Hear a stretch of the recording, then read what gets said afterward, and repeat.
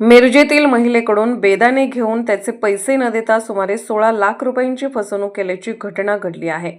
याबाबत पोलिसात फिर्याद देण्यात आली असून मिरज ग्रामीण पोलिसांनी तिघांविरुद्ध गुन्हा दाखल केला आहे। मिरज तालुक्यातील मल्लेवाडी येथे ही घटना घडली आहे। या प्रकरणी सुजाता सुकुमार दरुरे व 41 राहणार वर्धमान अपार्टमेंट मिरज यांनी पोलिसात फिर्याद दिली आहे। मिरज ग्रामीण पोलिसांनी जेठाराम मेघवाल, सतीश उर्फ जेठाराम व सूरज नामक व्यक्ती अशा तिघांविरुद्ध गुन्हा दाखल केला आहे।